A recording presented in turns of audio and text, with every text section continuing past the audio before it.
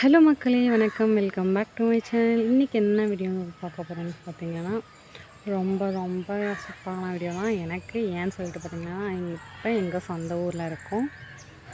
இது எங்கள் வீடு. நம்ம வேலைக்கோசரம் எங்கெங்கேயோ வெளியூருக்கெலாம் போயிட்டு நம்ம சொந்த ஊருக்கு வந்துட்டு நம்ம வீட்டில் நம்ம ஒரு கூரையாக இருந்தாலும் குடிசையாக இருந்தாலும் நம்ம வீட்டில் இருக்கும்போது அது வந்து தனி ஃபீலாக இருக்கும், வேறு மாதிரி இருக்கும்.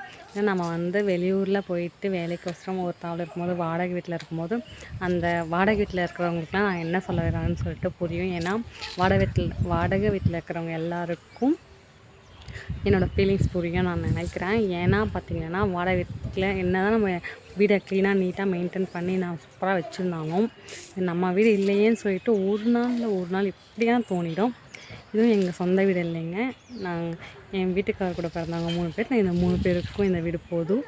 ஆனால் எங்களுக்குன்ட்டு சொந்தமாக நாங்கள் ஒன்றும் வீடு வாங்கலை, கட்டவும் இல்லை. ஆனால் நடக்கும். ஒரு நாள் சந்தோஷமாக நாங்கள் நினச்ச மாதிரி நாங்களும் உழைச்சி ஒரு நல்லா சொந்தமாக ஒரு வீடு கட்டுவோம். அந்த வீடு கட்டும்போது இன்னும் சந்தோஷமாக இருக்கும்.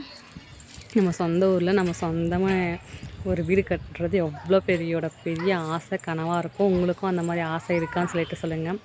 நம்ம என்ன தான் சிட்டிக்கு போனாலும் பாருங்கள் எல்லாம் பறந்துட்டு இருக்குது. பாருங்கள், தக்காளி செடிலாம் ஓரமாக இருக்கும். நம்ம வீட்டுக்கு பக்கத்தில் கொஞ்சம் இடம் தான் போதும். தக்காளி செடி, காய் செடி, கீரை செடி தானே வச்சுக்கலாம். பாருங்கள், எங்கள் வீட்டு செடியில் பாருங்கள் சீத்தாப்பழம் இருக்குது. அப்புறம் மாதுளப்பழம் செடி வச்சுருக்கோம். ரோஜா பூ பாருங்கள். இந்த மாதிரி ரோஸ்லாம் அவ்வளோ சீக்கிரம் இப்போலாம் யார் வீட்டுமே இருக்கிறது நான் அவ்வளோ பார்த்ததில்லை. ஆனால் வில்லேஜில் இருக்கும், சிட்டி சைட் பார்த்ததில்ல. இது நாட்டு ரோஸு பாருங்கள். இதோட சூப்பராக இருக்கும், எவ்வளோ அழகாக இருக்குன்னு சொல்லிட்டு. அப்புறம் பார்த்திங்கன்னா குப்பை மணி செடிலாம் எவ்வளோ அழகாக இருக்குன்னு சொல்லிட்டு. கத்தாழை நல்லா சூப்பராக சிலுன்னு காற்று.